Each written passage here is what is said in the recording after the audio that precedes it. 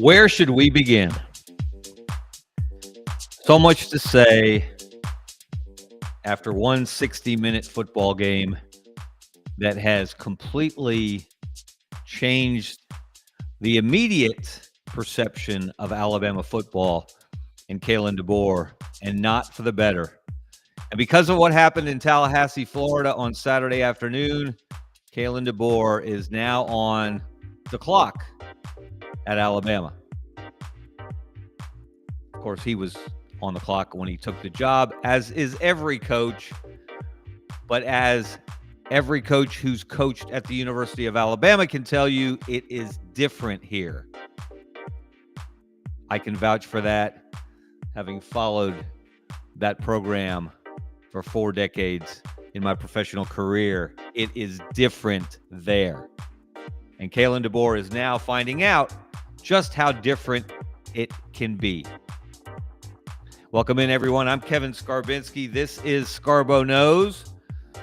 Let's give a shout out, first of all, to our sponsor, Money Management Services, a family-owned, fee-only financial services company right here in Birmingham, Alabama.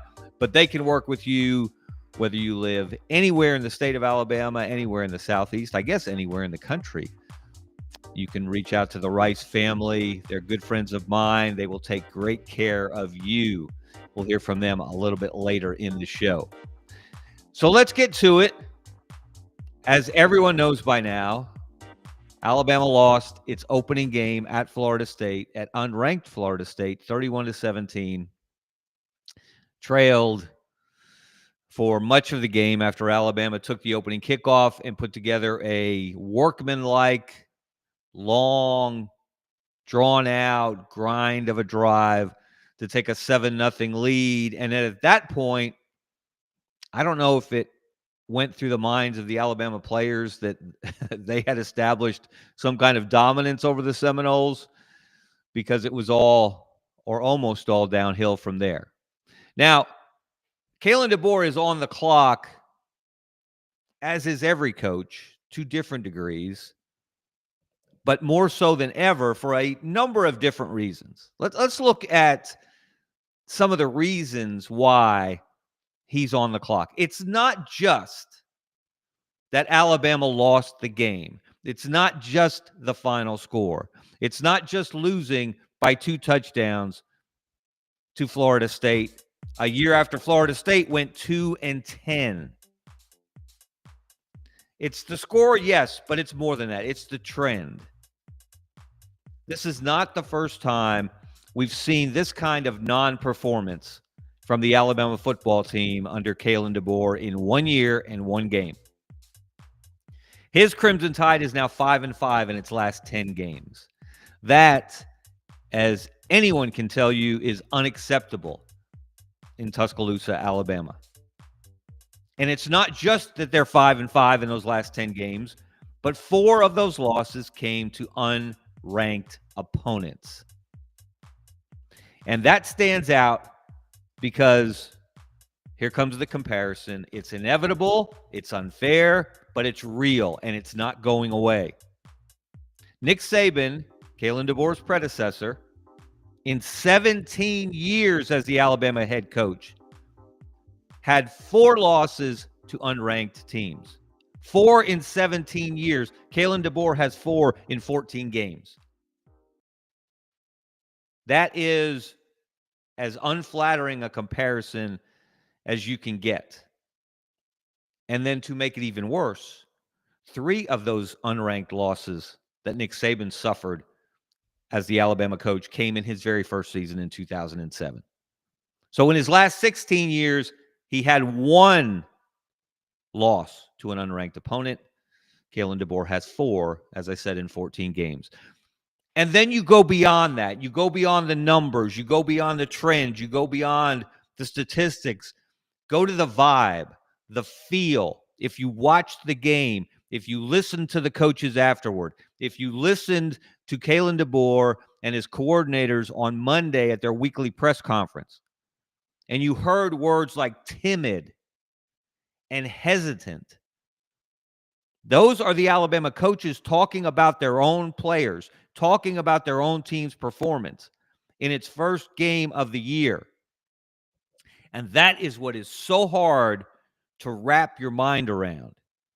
You had 8 months to prepare for this game.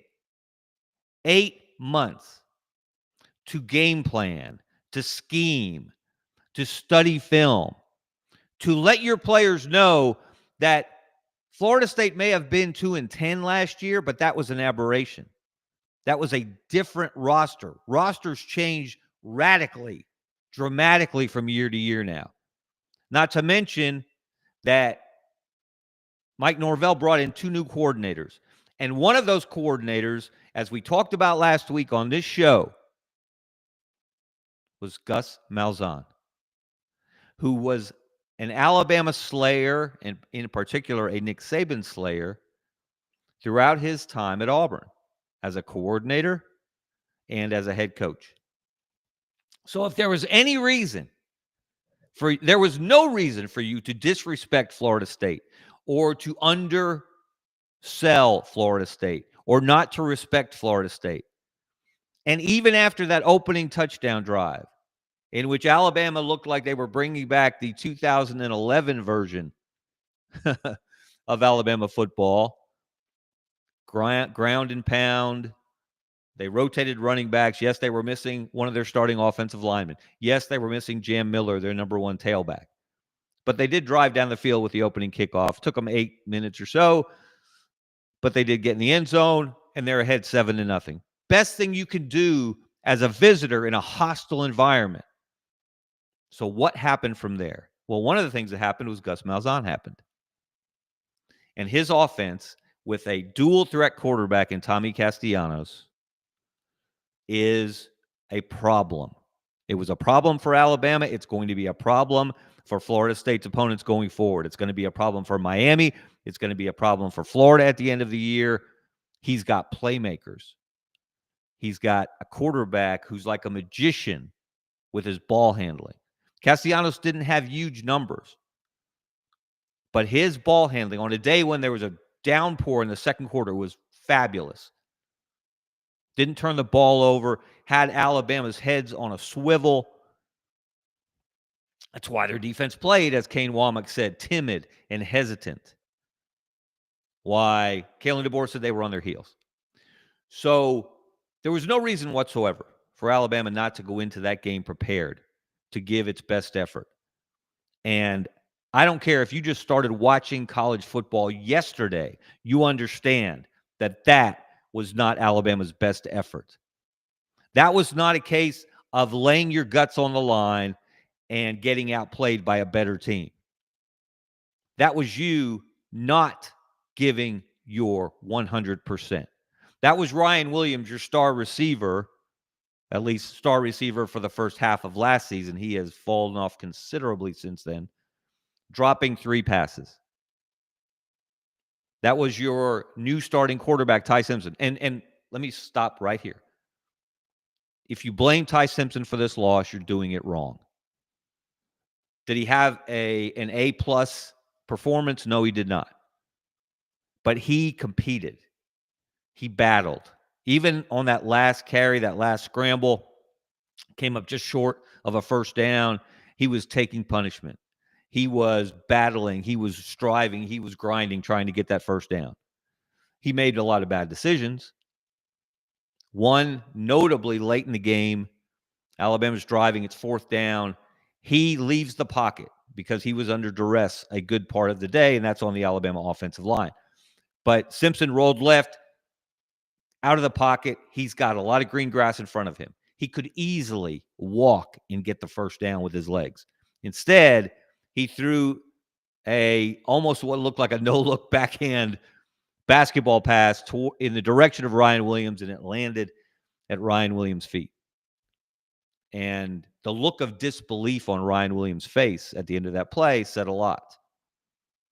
But he can't point fingers. Like I said, he dropped 3 passes in that game. No one on that team, no one on the roster, no single coach can point fingers at anyone. That was a collective failure by the Alabama football program. And boy, have people been waiting to see Alabama look mortal, to see Alabama get bullied. And that's what happened.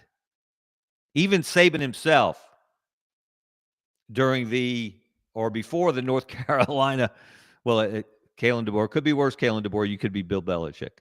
Before his debacle of a college football debut in North Carolina's embarrassing loss to TCU on Monday night, Nick Saban said Florida State outplayed Alabama on both sides of the ball up front.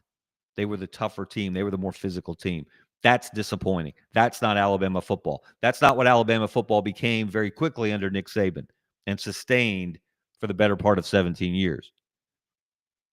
So that didn't look like Alabama football. And like I said, everybody is piling on. Look at some of these quotes. This is just a tiny sample of what people are saying about Alabama football after that game. Dan Orlovsky, of course, the ESPN commentator, said, if Nick Saban watched this tape, he would have kicked some of these kids off the team. Okay, first of all, no, not true. Nick Saban had guys low, maybe not 21 of them. He probably didn't have a game tape with 21 loafs or whatever the total was for this game, but that's a little extreme. And then Johnny Manziel chimed in. Nobody's scared of them boys. Not Vandy, not Kentucky, not nobody. Spot on, Johnny Football. Alabama's fear factor is gone, dead, buried, gone, as Nick Saban once said on a different subject. And then one of the greatest players in Alabama history, one of the iconic figures in the history of the sport of football, Joe Namath himself, on Saturday evening after the game, tweeted, well, it looks like this could be a long season. There were 4 O's in that long word that he typed out. Maybe that'll be the number of losses Alabama suffers this year. And if you listen to Andy Staples from On 3, he suggested very strongly that if Kalen DeBoer goes 8-4, he will be gone. He will be fired. Some people, my somewhat colleague, I don't work full-time at AL.com anymore. I do work with them. I do write a couple of columns a week for them. And I spent a long part of my career with the Birmingham News and AL.com. And the lead columnist there now, Joe Goodman, on Monday morning, did he wait till Monday or was it Sunday? I've lost track of time now, this long holiday weekend. He just came out and said it, that Kalen DeBoer should be fired. Okay. Tap the brakes on that. Let's get real, people. He's not going to be fired as a result of this loss. Okay? Greg Byrne is not Frank Broyles. Kalen DeBoer is not Jack Crow. This is not Arkansas losing to the Citadel in 1992. Because it would cost an obscene amount of money, somewhere between 63, 65, 69 million dollars. Jimbo Fisher buyout money for Alabama to fire Kalen DeBoer. So it's not going to happen before Alabama plays Louisiana Monroe. Interesting that that little bit of history is coming back to remind us that Nick Saban was not perfect, and it took him time at Alabama. He did lose to Louisiana Monroe, and Bryant Vincent, the former UAB coach, is bringing the Warhawks to Tuscaloosa this Saturday. I suspect Alabama will play ornery and angry and will pound ULM into the dust, and that will prove nothing. It will tell us nothing that we need to know about this Alabama staff, this Alabama roster. We really won't know, and even Wisconsin the following week is not going to give us a very good picture. Alabama went to Madison last year, and while the fans were jumping around at the end of the third quarter, Alabama spent the entire 4 quarters jumping all over the Badgers and beating them badly. So we won't really know how Alabama is going to respond to the embarrassment of what happened in Tallahassee until they go to Georgia on the last Saturday in September. And I suspect very strongly that if Georgia wins that game, they will snap the streak of teams beating Alabama and then storming the field. Georgia doesn't do that. Georgia shouldn't do that. Florida State really shouldn't have done that. And that's when we will know. We already know. Look, the dynasty is dead. Nick Saban's dynasty was dead before Nick Saban retired. Did not win a national championship his last 3 years. Was replaced somewhat, even though they beat Georgia in that 2023 SEC championship game, really was replaced as the dominant program in the SEC by Kirby Smart and company. Because Georgia won 2 national championships, 21 and 22, since Alabama won its last one in 2020. And Georgia beat Alabama in 2021 to win Kirby's first big ring. So Alabama was in decline, even with Nick Saban on the job. So in a sense, we shouldn't be shocked that Alabama is not what it used to be under Nick Saban, because it wasn't what it used to be under Nick Saban at the end of the Nick Saban era. Why we should be shocked, and why Alabama fans should be and are disturbed and disgusted at what they saw Saturday, is lack of effort. Lack of execution is one thing. Lack of effort is inexcusable. And God bless Bray Hubbard. He made a lot of plays for Alabama football last year, but he was caught on tape.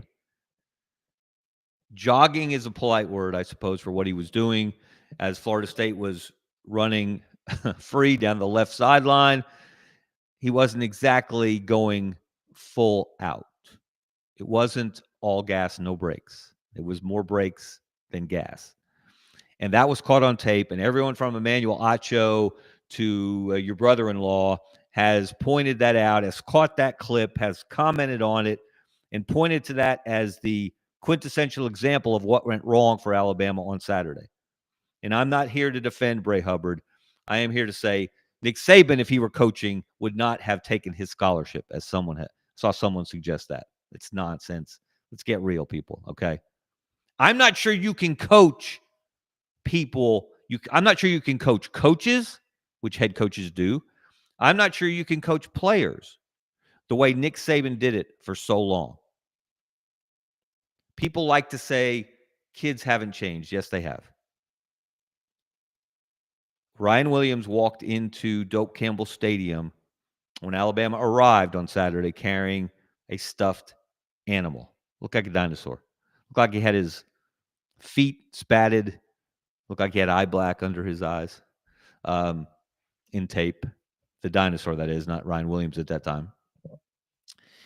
And, of course, what does that suggest? What is a stuffed animal? A stuffed animal is soft. And we already knew from the day he took the job that Kalen DeBoer was not Nick Saban. Nobody else is Nick Saban. There is one of those, okay? He was one of one. Wasn't one before. You can say, and you can compare Paul Bear Bryant, certainly in accomplishment, in demeanor, in command, in fear factor. You can compare Bryant and Saban, but it's a different era. So we already knew Kalen DeBoer was different. We knew he was soft-spoken. The problem is not just what happened on Saturday, Florida State running for 230 yards, Florida State controlling both lines of scrimmage, Florida State being the tougher, more physical team than Alabama. How many times have we been able to say that in any Alabama game, win or loss, in the last 17 years? The problem is that after a game like that, Nick Saban would have gone to a podium. He would have either done it right after the game, or he certainly would have done it Monday at his weekly press conference, and he would have taken command of the podium. He would have inspired confidence in the entire fan base, the entire alumni group. The whole of college football would have known that Nick Saban was in charge. He knew what went wrong, and he knew how to fix it. And the problem compounded for Kalen DeBoer is that he went to the podium on Monday, and he did not sound like a man who had figured out what went wrong. He did not sound like a coach who had figured out exactly how to fix the mistakes and the problems that occurred on Saturday in Tallahassee. Maybe he does have the answers. For his sake, I certainly hope so. And for all my Alabama friends, I certainly hope so. But he didn't sound that way. He didn't come across in command, in charge. He didn't pound the podium. It's not him. It's not who he is. And he needs to be who he is. He doesn't need to be Nick Saban. And one of the things I've complimented him for in his short time in Tuscaloosa is that he has not tried to be something he is not. And for everyone now suggesting that Kalen DeBoer is too soft, look, you don't do what he has done first as a football player and later as a football coach if you're soft. You don't survive at all in that environment, in that jungle, if you don't have some toughness, some inner toughness, some mental toughness about you. I still believe Kalen DeBoer has that. He doesn't demonstrate it outwardly in public settings behind a podium the way Nick Saban did. We mentioned Louisiana Monroe. That's who Alabama's playing on Saturday. And everyone who knows anything about college football and has any bit of experience about them remembers that in Nick Saban's first year, he lost to Louisiana Monroe in Tuscaloosa. And 2 days later, I remember it well, I was at the game, I covered the game, and I was there at his Monday press conference. I, like everyone else in that orbit, wanted to hear how Nick Saban was going to address that loss. And he came to the podium with prepared remarks, as he always did, and he compared the loss to 9/11 and Pearl Harbor as a catastrophic event. That was his phrase, catastrophic event. Now, that was thoughtless in a larger sense. It was mindless in a way. Of course, you can't compare losing a football game to the loss of life that we witnessed, that this country witnessed on 9/11, or that the country witnessed at Pearl Harbor. Nick Saban went too far. But by using the words catastrophic event, he captured what a loss, any loss, by the Alabama football program represents to a large segment of the fan base. You can say that's ridiculous. You can say that's over the top. You can say these people need to get a life. I have extended family members. I was watching the game on Saturday with a number of them. One of them, terrific young man, had to leave the room. He was so distraught and so upset by what he was watching. Again, not just the losing, but how it was happening. It matters. It does just mean more. Not just in the SEC, but at Alabama, in Tuscaloosa, in the Crimson Nation. That's why you hear some of the over-the-top reaction that you've heard. People want to send a moving van to Kalen DeBoer's house and to Greg Burns' house and to Kane Womack's house. I mean, I don't know who would be left to run run Alabama athletics or coach the football team if some of these fans had their emotional way. But Nick Saban understood. And now, if he didn't before Saturday, if he didn't before Monday, if he didn't before today, Kalen DeBoer understands what this means. You're welcome to Alabama moment as a head coach. It doesn't come at the opening press conference. It doesn't come when you land at the airport where everybody remembers Saban getting there and people acting like it was the second coming. A drunk woman embracing him, kissing him on the cheek, making him very uncomfortable. That's not your welcome to Alabama moment. Your welcome to Alabama moment is not the first time you run out of the tunnel in Bryant-Denny Stadium. Your welcome to Alabama moment is when you start losing football games. And in many ways, Kalen DeBoer got a pass last year and probably deserved it. It was his first year. He came in relatively late. after Saban's retirement. A lot of players left the program, got great players like Caleb Downs, who's now at Ohio State and has a chance maybe to win back-to-back national championships, as good as that defense looked against Texas and Arch Manning in Ohio State's win on Saturday. So you could give Kalen DeBoer a pass for year one. You cannot give him a pass for what happened Saturday. This is his team. This is his staff. These are his players. And how many times did we hear, whether it was Kalen DeBoer or others talking about the program, compliment the fact that they didn't lose players to the transfer portal, that guys stuck around? That was a vote of confidence by the players in Kalen DeBoer, in his staff, in the way they were going about things. So to come out and put forth that performance on Saturday has a lot of people scratching their heads. It has a lot of people wondering, what is Kalen DeBoer's football program all about? Forget comparisons to Nick Saban. Those are unfair, but they're not going away. But what is Kalen DeBoer's football program going to be all about? And let's show people again. You already know this, but it really hits you when you see it in visual form. Let's look at what is the Bama standard. We know what it has become. It's an impossible standard. No one is going to do this ever again. I don't think that's an outrageous prediction. 6 national championships,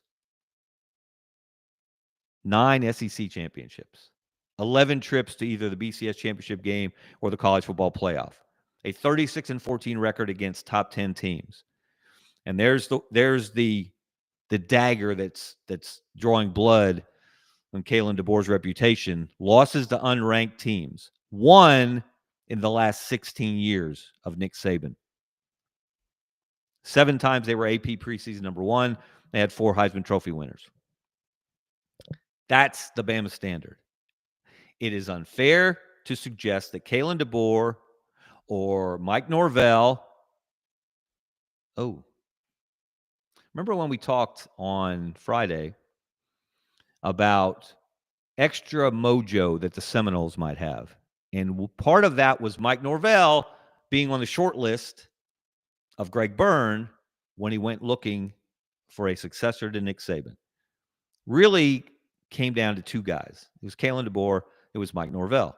And if DeBoer had said no and stayed at Washington, which he might be wondering if he had made a mistake, he made a mistake and should have done that, then Mike Norvell may very well have been the guy.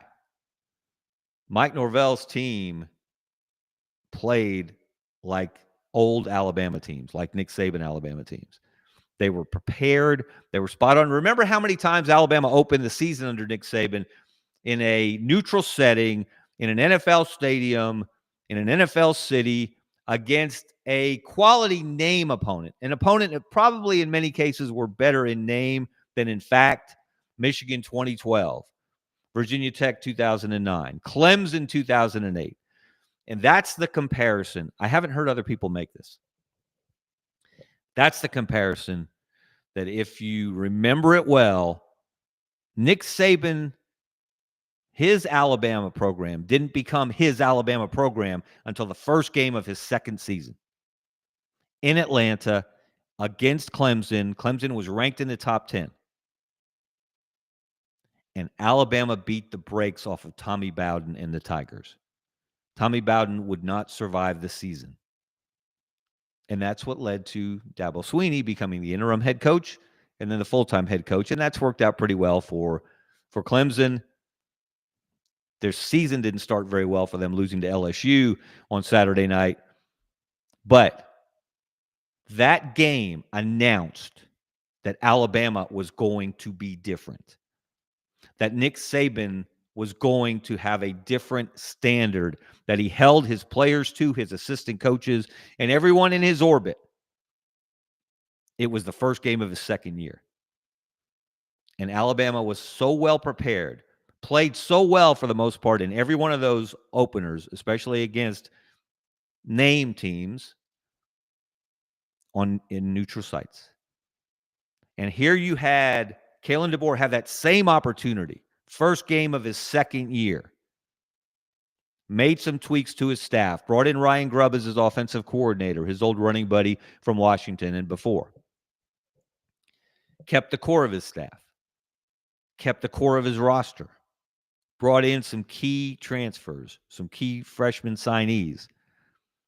And it just didn't work. It was a massive flop. So now the question becomes, what do you do about it? Where do you go from here, Kalen DeBoer? That is what is going to determine the future of Kalen DeBoer at Alabama, not what happened Saturday. That will be held against him until he erases it, until he overshadows that shadow with something like a win at Georgia on the last Saturday in September, with something like a win over LSU if LSU later in the season rolls into Tuscaloosa undefeated, number one in the country. And what better not happen if Kalen DeBoer wants to be a long-term coach at Alabama, he better not lose that last regular season game.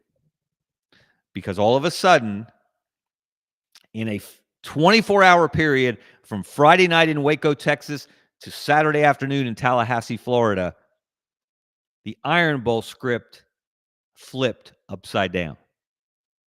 And it is Auburn's misfortune in a way. Normally, Auburn celebrates any misfortune that befalls Alabama. It's a rivalry. It's the way it's supposed to be. It goes the other way as well. But Auburn wins by 2 touchdowns on the road against a Power 4 opponent. Auburn dominates the line of scrimmage both ways. Auburn runs the ball with power. They defend the run with power. Alabama can do neither. Alabama loses by 2 touchdowns to a Power 4 opponent on the road.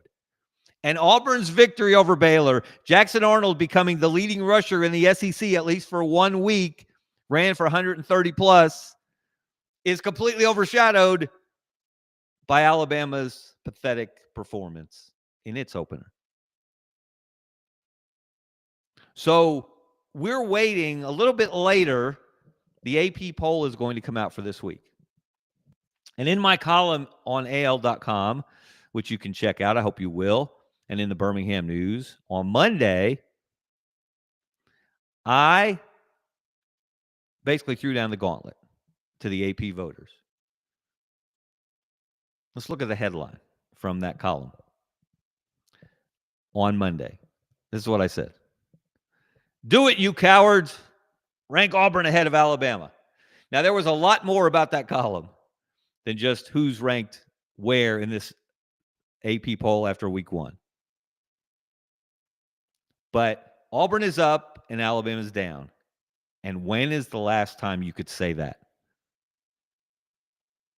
Nothing happens in a vacuum in this state in that rivalry. So the more success Auburn has and the more Alabama struggles, the worse it's going to be for the peace of mind of Kalen DeBoer. He can only coach his program. He can't worry until it becomes time to prepare for Auburn, about Auburn. But it does him no favors if Hugh Freeze truly does have that thing turned around. And we'll find out more in a couple of weeks when Auburn goes to Norman, Oklahoma to play the Sooners. Was Baylor fool's gold? We'll see. But for the moment, Auburn looks like a better football team than Alabama after 1 week of the 2025 season. There's no other way to say it. If you watched both games, Auburn looks like a better football team. And if the voters do their job, Auburn will be ranked ahead of Alabama. I think the better question, and this will be shocking, this will complete the cycle of anger that Alabama fans are feeling right now. If Alabama falls from number 8 in the preseason AP poll completely out of the top 25, that would snap a streak that goes back to 2007 of being ranked. And here's an ominous omen. Reese Davis, ESPN analyst, does a fantastic job. Alabama alum, is an AP poll voter. And during Bill Belichick's welcome to college football moment, as North Carolina was getting undressed by TCU on Monday night, Reese Davis said, because they had to have something to talk about, the game itself was no longer a game, Reese Davis said he did not put Alabama in his top 25 for this week. Reese Davis, ESPN analyst, Alabama alum, did not rank Alabama this week. Can you blame him? Did they do anything that they would deserve a ranking, even a 25 spot? No, they did not. I would argue that Auburn did. I would argue that Auburn should be ranked. And if Alabama is ranked, Auburn should be ranked higher. We'll see how that turns out. The rankings themselves are merely perception. They're all in good fun at this point of the year. They don't mean anything in the big picture, but they mean something in perception. And the perception right now is that Alabama football is as low as it has been since 2007. And the job, the task, the reason that Kalen DeBoer is getting paid all that money is to figure out what went wrong. And don't let it happen again. Don't lose again to an unranked opponent. Win the games you're supposed to win. And then do what Kalen DeBoer has been very good at and win the ranked-on-ranked matchups. Take down Kirby Smart. Take down, if you get the opportunity, Steve Sarkisian again. Kalen DeBoer is undefeated against Kirby Smart, Steve Sarkisian, and Dan Lanning, who would be on any short list of the best coaches in college football. But he just lost to Mike Norvell. He lost last year to Clark Lee. He lost last year to Brent Venables. He lost last year to Sharon Moore. And Josh Heupel, but Josh Heupel has more bona fides as a head coach than those other guys. Except with the possible exception of Mike Norvell. And I think this Florida State team is going to be more of a reflection of what Norvell's program is about than last year was. So, Kalen DeBoer, you wanted to be the Alabama football coach? Welcome to Alabama. Where are you going to go from here? That's what we want to know. That's what we want to see. And that will determine whether you get a third year in Tuscaloosa or not. All right, everyone. That's all I've got to say about that. We're going to get out of here. We're going to be keeping our eyes open to see what the AP poll tells us. And before we get out of here, check out our sponsor, Money Management Services. Family-owned, fee-only. They do it right. They treat you right. Rice family. Great people, great service. All right. I'm Kevin Scarbinsky. This is Scarbo Knows. See ya.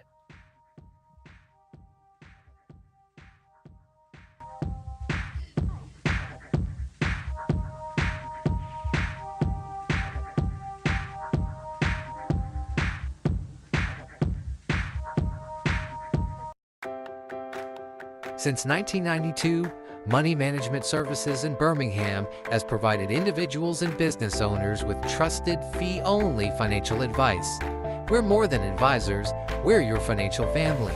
From retirement planning to tax strategies and estate planning, our team builds personalized wealth management plans tailored to your life. At Money Management Services, we treat you like family, because when you walk through our doors, you become part of ours.